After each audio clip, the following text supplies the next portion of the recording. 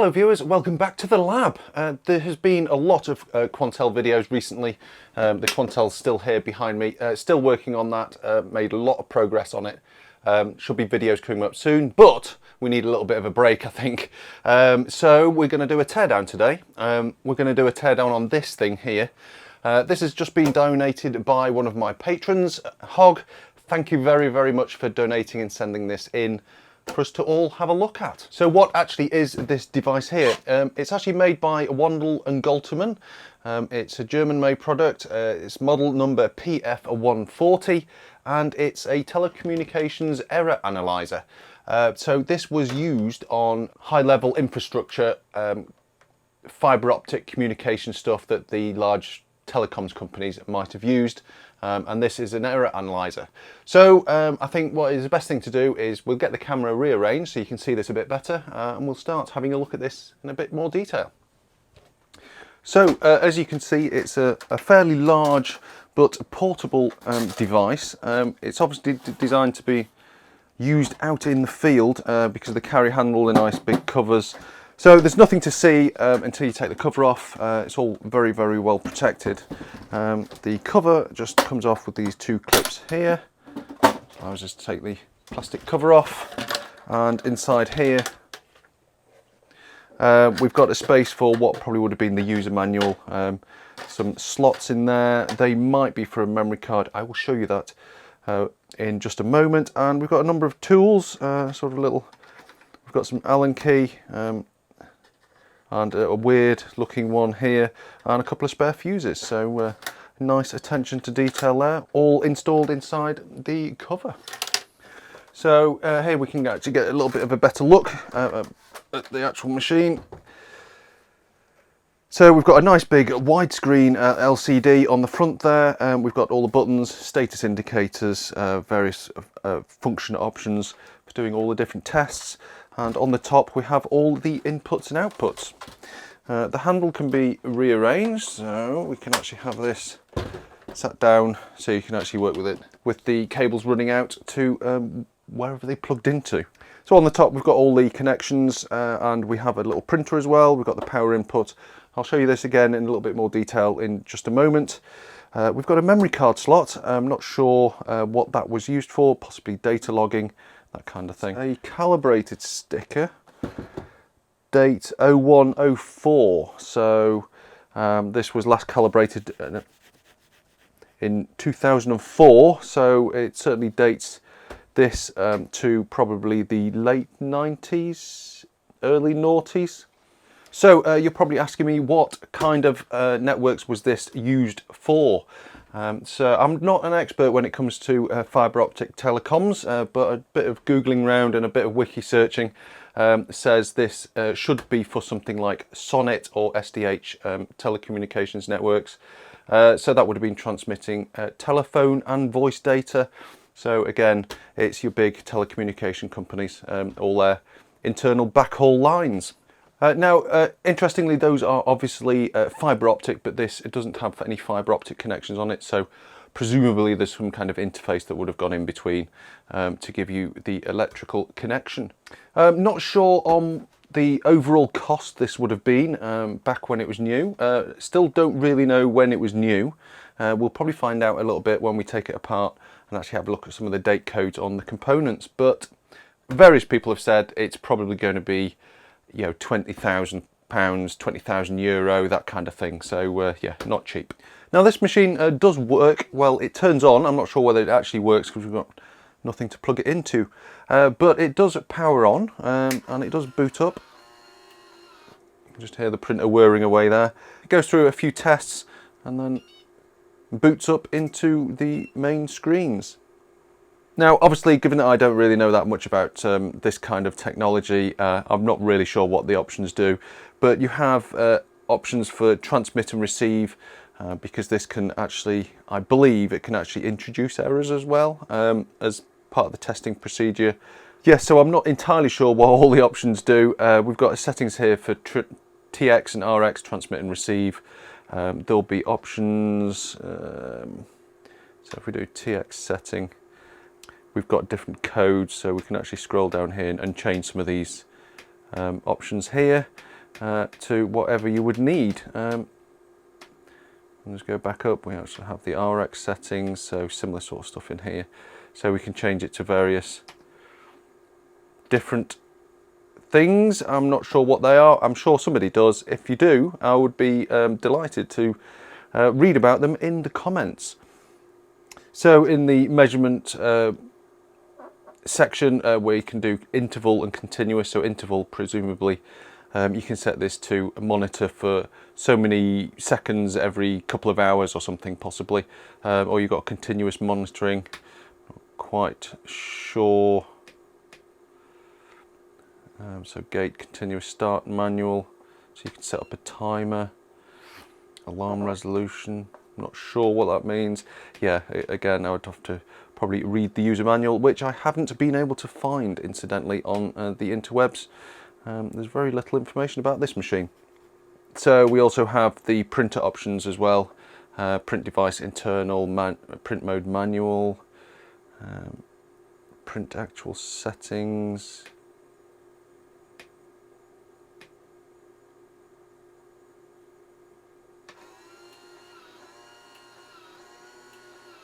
And that is actually printing something, is it? Yes, it is actually printing something. I think this is a, it feels like thermal paper.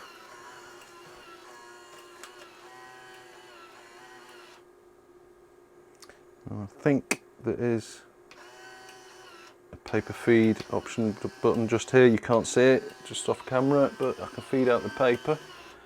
I should be able to tear this off. There we go. So that's what it's printed out. It'll just be, I would imagine, just a duplication of what is actually on these main screens. Yeah, looks like it. So that's quite a neat little thermal printer there. Right, so yeah, not a huge amount to see on there, given that I can't plug this into anything or plug anything into this. Yeah, not really much I can do further than that. So let's reposition this again, and we'll have a look at all the controls in a little bit more detail, and eventually we can take it apart. Right, let's take a look at the front panel controls. So obviously we've got a really nice big LCD here. I can feel this is underneath some protective glass, and the whole thing is built around a very, very chunky aluminium bezel. So yeah, very nicely made, very, very robust. On the left hand side here we have alarms and errors. So we've got a number of status LEDs to indicate when there's an alarm and when it's actually detecting errors. So some of these options are no signal, no clock, no frame, slip. I'm not sure what that one is. We've got stored alarms alert, signal OK light to say that the signal coming in is fine. And then we've got various errors coming up on here, a code bit, FAS, CRC. That would be a cyclic redundancy check. And we've got some parity bit errors here as well. So next along we've got a number of buttons here, help, which presumably just brings up some help on the screen. We have APPL, that says to me something like application or apply or something like that. Not entirely sure. Autoconf, so presumably you'd be able to shove a signal into this, press auto config, and it would probably configure the transmit and receive rates to the right rate depending on what's coming in, that kind of thing. Next along we've got memory, so this would probably be for some of the data logging options. We've got internal, well it says int, but it means internal, and card, so card would presumably, that card that goes in the top, give you expanded storage to do more extensive data logging. And there's a button here, test conf, so that would bring up presumably some of the configuration menus. Underneath that we've got start and stop and timer. We've got 3 LEDs on those as well, so that would be for doing the data logging. You'd be able to set this up and then press start and it would start data logging, saving either to the internal memory or the card. There's a LED there for the timer, so presumably once you've set this up with a timer option, you can then just look at this and the timer option is on, and then you can go away and just leave it. Next along we've got a numeric keypad, pretty obvious self-explanatory stuff, and and then we've got a directional pad with main menu in the middle as well, so that's pretty self-explanatory. Allows you to navigate around the menus. Next we have a few options here. We've got print and stop and paper, so those are the printer controls. Print, I would imagine it would just print out what is on the screen. It would just come out on the printer. We can then stop it, and there's a paper advance button as well. Interestingly, there is an auto light as well for the printer, so I'm guessing you could probably set this up to do continuous monitoring, and then if an error occurred, it would then print out something. So it would just sort of sit there, not do anything until an error happened, and then it would log it and print out a report.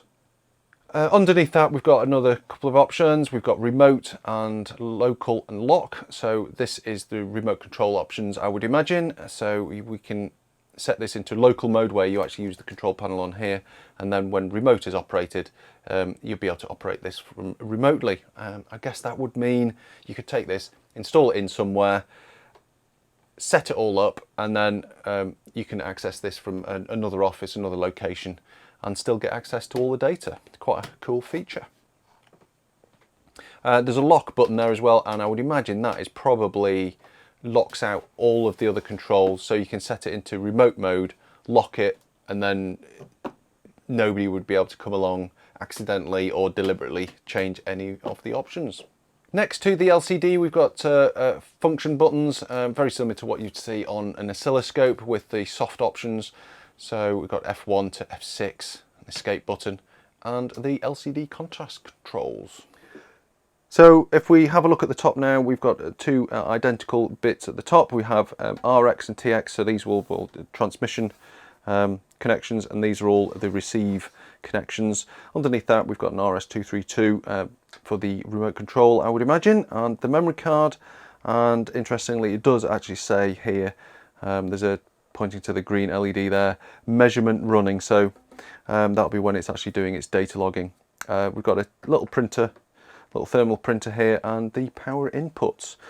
This printer is a lovely little thing. It's so cute, I love it. I wonder whether I might be able to remove that and use it for something. Interestingly, there is actually a W&G logo on the inside of the plastic, which is quite unusual. Normally these things are off the shelf, usually by one of the Japanese manufacturers like Epson or Seiko or something like that, but it might be. Probably more than likely what it is the mechanism is probably something from one of the Japanese printer manufacturers, and W&G have actually just designed their own case to fit it all in. So in terms of the actual BNCs and inputs and outputs we actually have on here, so the top line is the receive and the bottom one is transmit. So we have 75 ohm BNC for one of the inputs, and we have this other connector here. Looks a little bit like a LEMO connector, I'm not entirely sure. That one is 120 ohms, so these look identical but just different formats. So I wonder whether one is an electrical and this would be for a fibre interface, maybe, I'm not sure. Next along we have signal NRZ, that's non-return 0. These are indicated on here as ECL, so that's ECL signalling. We've got external clock input, demodulator, so this will give you the demodulated output at 2 megabits a second, it says. We have TTL error input, not sure what that would be used for, and we have trigger and clock coming in there, and that's ECL. On the transmit side, it's all very similar, it's just the opposite. So we've got this signal coming out, we've got the ECL out, we have external clock, but that's an input because this is the transmitter. We've got a MUX input, reference clock, and external modulation. So again, if anybody knows exactly what all this stuff is really used for, I'd be delighted to hear in the comments. Okay, let's see about how to get this apart. So we've got a large bolt there, another one on the other side. Nothing on the back. And we've got another one just there. So let's release those, because this grey part of the plastic case is all one thing. So it goes all the way around there. So it's going to have to come out that way.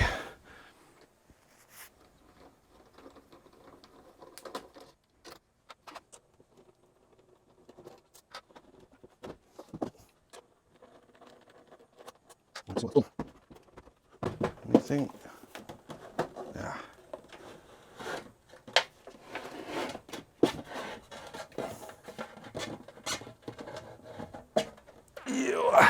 That's pretty heavy. Well, let's have a look around this. So we have 3 sections there on the side. It's all screwed together. Underneath, you can see those 3 sections again. That looks like all the power, because on this side we have the fan, which is going to be cooling the power supply. Yeah, we can see here we've got, I can't read what that says, it's partly worn off, but that one says temp. That's an adjustment pot. So possibly there's an over temperature thing, and that possibly sets the over temperature. We've got voltages. We've got -24 volts, -5 and +5. These all seem pretty well connected down at the bottom, but at the top there is only this aluminium top cover. So let's take that off.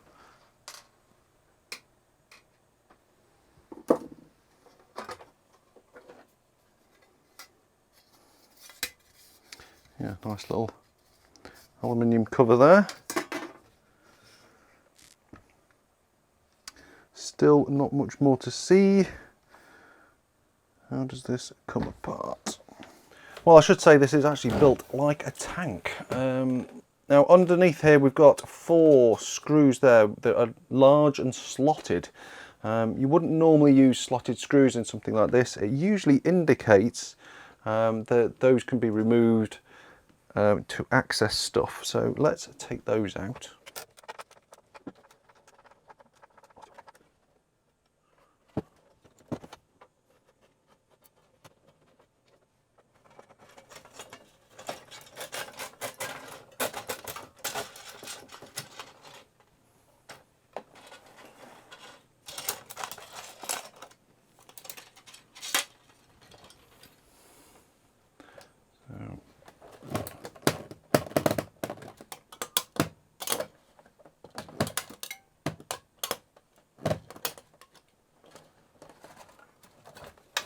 How does this go?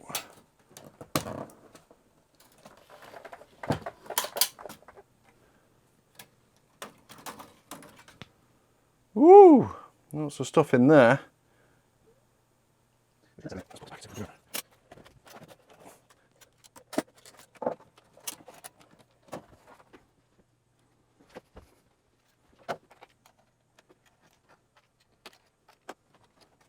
Right, that should be it. Okay, for the purposes of continuity, it is the next day. I paused recording when I was wrestling, trying to free this cage of cards from the LCD screen. I thought I'd just pause it and get the things free, and that's what I've done.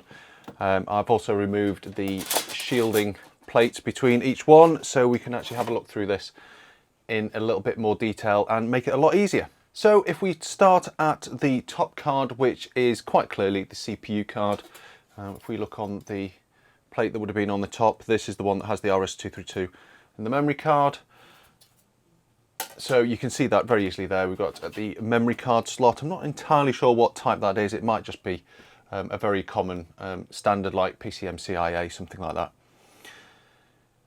We've got this board attached to the board underneath. This one has a lot of processing stuff on. There is stuff on this board as well, but this is, I'm not sure whether it's like an optional part to it or whether maybe they ran out of space on the lower board and they just had to extend it out and put a second one in. So let's take a look in a little bit more detail by removing it. I think there's just 4 screws. I'll just hold it on. There we go. We'll have a look at that in a little bit more detail in just a moment. First I want to have a look at this board.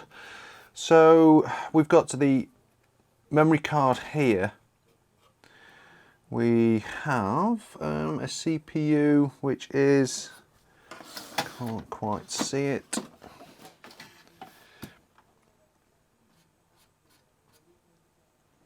An ATO C188XL. We have a little relay there. We've got an EEPROM, which is probably the code for the CPU. We've got an Oki chip here, which is M81C55. Isn't that a CPU?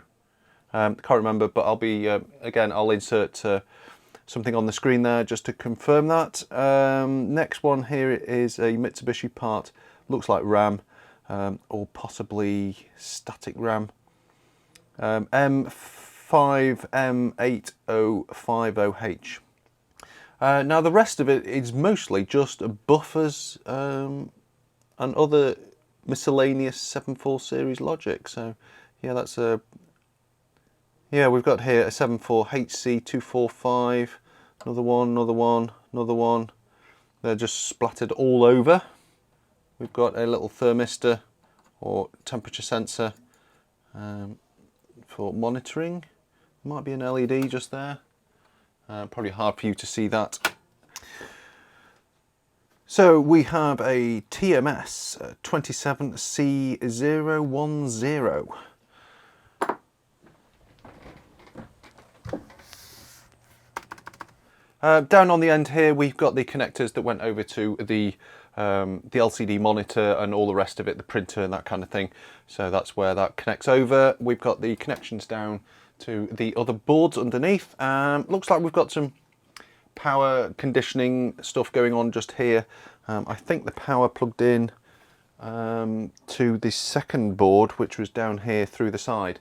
So it's obviously power's coming into the center of it and then getting distributed out. So there's some bulk capacitors and stuff. Okay, the next board to look at is the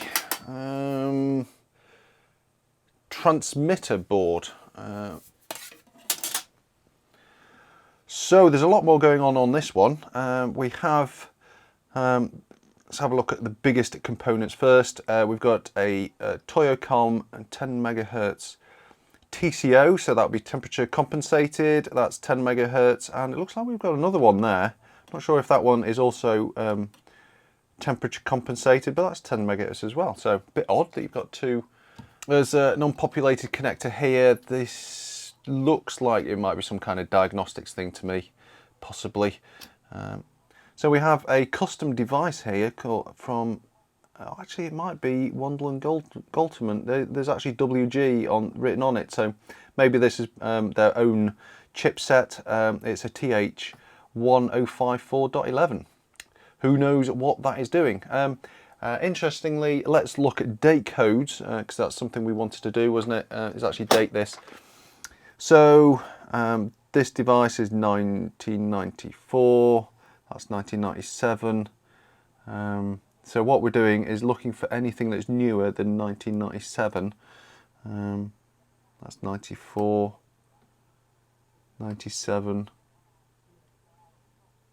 Let's flip back.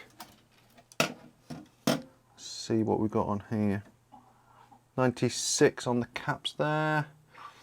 So it's looking like this is from the late 1990s, 1997, 1998 maybe, something like that. So yeah, let's go back to looking at the components on here. Got an interesting loop cable there with some coax connectors on. Something like that says to me this is a test point. And if you wanted to test it, you'd pull this off and then insert an instrument in there to monitor it. So that looks like some kind of test point. We've got a lovely shielded area under here with a utterly over-engineered latching mechanism.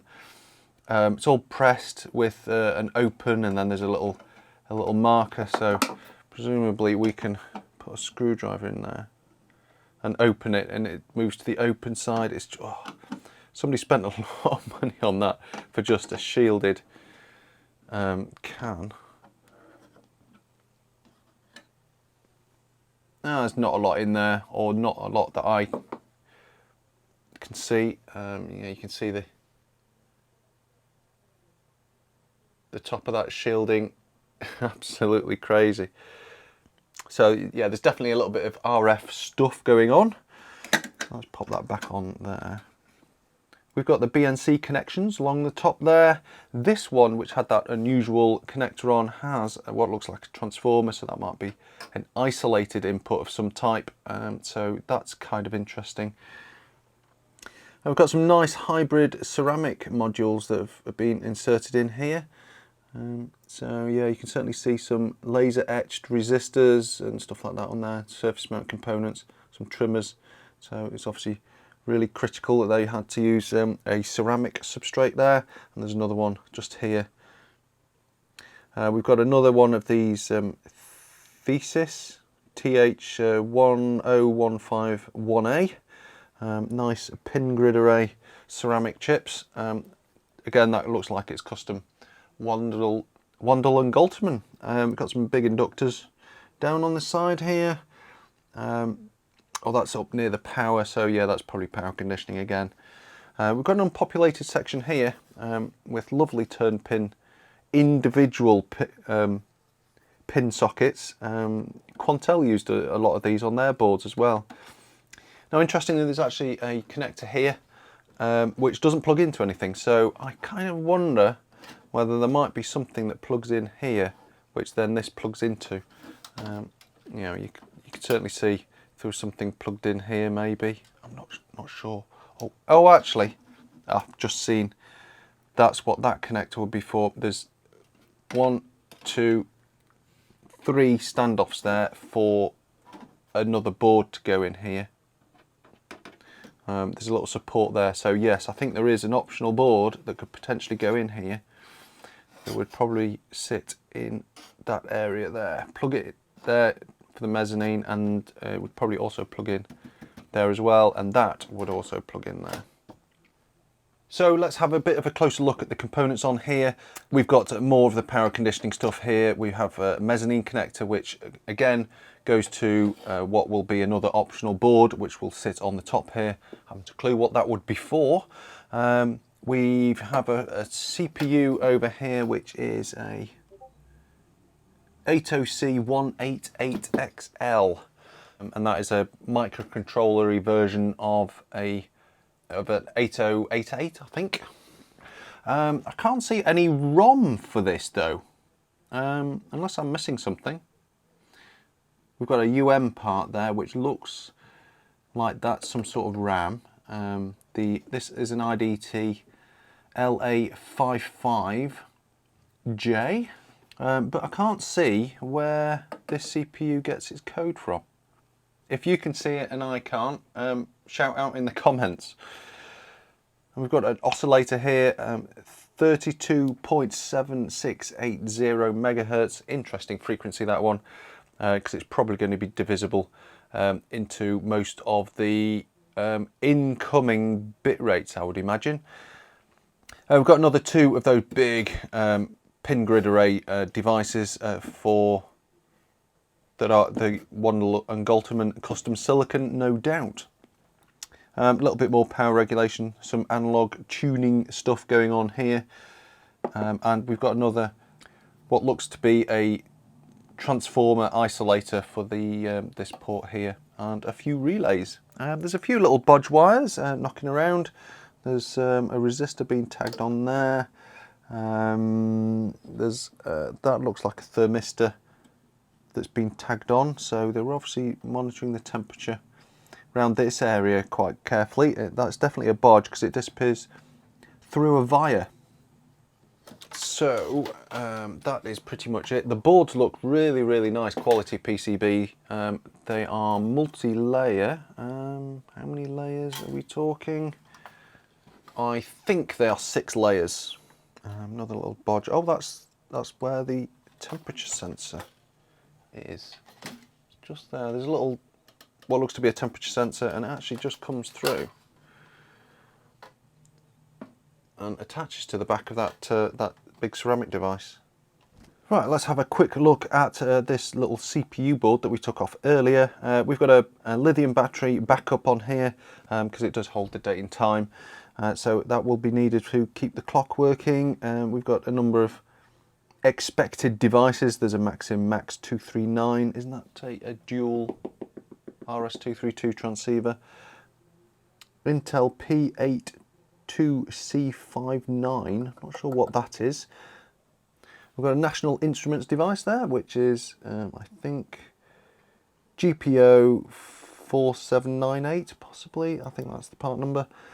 We've got a Philips device. What that actually is, but it actually has Wandel and Goltermann W plus G actually written on it. So this looks like some kind of programmed part. This device here, I can just about see an Altera logo on there, so that's probably a CPLD, which probably glues a lot of this stuff together. Maybe provides some kind of address decoding and stuff like that.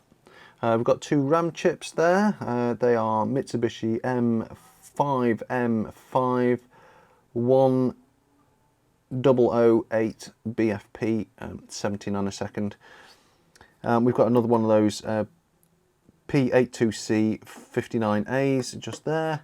We've got a large EEPROM here, so it's obviously containing some of the code. Actually, I can see what that is anyway. That is a AMD AM27C1024. You can just see there, alongside what would be another socket position for another EEPROM, is we've got some flash, Intel flash RAM. So interesting, they've got a mix of flash and EEPROM, and I think the same device is underneath the EEPROM. So let's see if we can just get this to come out.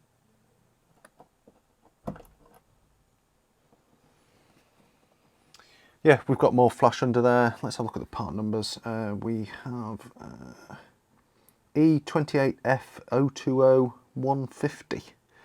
We've got we've got 4 of those. So it's interesting that there's a mix of flash and EEPROM on there. We've got another one of those Intel N80C186XLs. This device here is a Siemens something. Yeah, I can't quite read that. The label is left a load of glue behind, and I can't read through the glue. All I can see is 8256, so that might be, given that it's got a sticker on with a number, it might be a programmed mask ROM or something like that. So yeah, very nice looking little board there. All the 7.4 series glue logic and buffers are on the other side. Right, let's take a look at the front panel assembly. Not sure exactly how I'm going to tackle this. Looks like this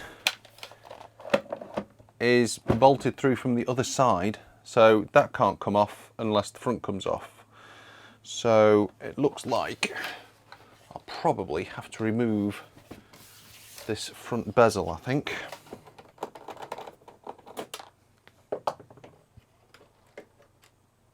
And it is just the front panel. So yeah, it is just a protective screen, so that's not really helping. Yeah, so this needs to come off, so I did have to take that off anyway. Interesting, my screwdriver doesn't stick to these screws, so they're obviously stainless steel. So that comes off. So yes, we've got a steel frame which everything mounts to, and then the aluminium covers connect up to the front of it. So I think we should be able to have access. yeah, there's access screws just there and there, which will allow the power supply and the printer to come off. Rather weird. We've got 4 access holes to access the bolts that hold on the power supply and the printer. But that one, right, I think we just have to remove, put that in there.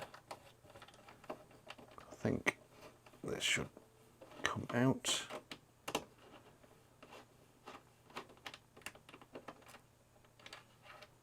Which means we can now get access to that last bolt.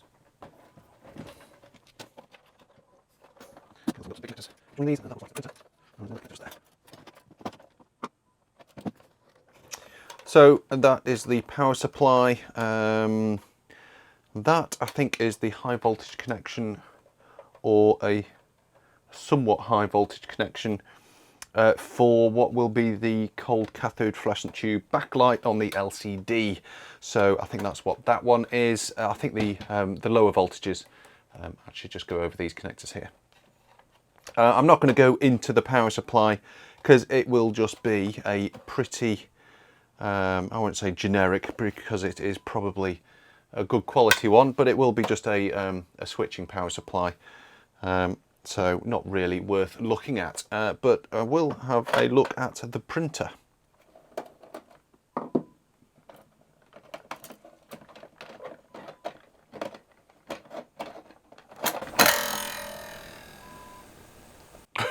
What on earth was that? Oh, it's a little, it's just that. Yeah, we just got a little frame that goes around the plastic, which just allows this to come out and then pivot to give you access to the paper. Quite a nice little neat thing. So I should be able to just do that.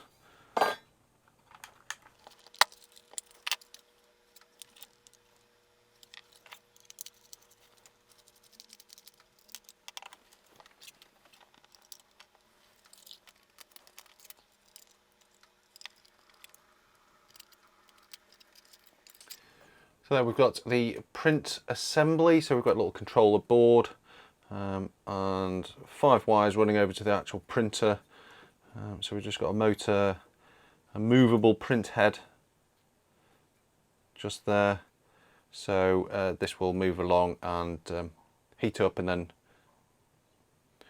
imprint onto the thermal paper. Then it'll feed, do the next line, that sort of deal. And that is actually still a current product manufactured by Seco, and you can actually buy them from Mouser for £28. So I think there's a little interface board. I'm not quite sure how you actually address these and actually drive them. Okay, so that just leaves us with the LCD panel to have a quick look at.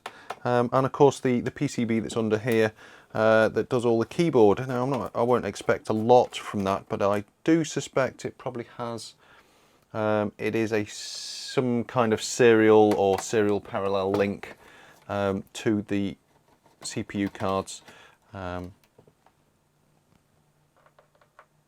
Because of down to the number of actual wires that actually go between the two. So there's probably some kind of protocol that runs between this front panel and the main processor.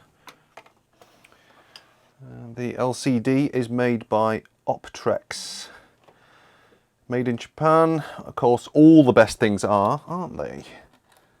So yes, that's the cable for the CCFL backlight. We've got the cable running over here, and lots of LCD drivers. Oh, well, I've had a look. I can't find any specification. There's just lots of people selling replacements. So yeah, it has a resolution. That's that's basically what I'm saying. It has some. All right, I've just had a quick look around. I can't find any specification on it. I found some documentation on it, which tells you how to actually drive it, but it didn't actually have the specification for this model. There's a lot of people selling replacements for them, So, but none of them tell you what the actual this resolution of the screen is. So all I can say, it has some resolution. There you go.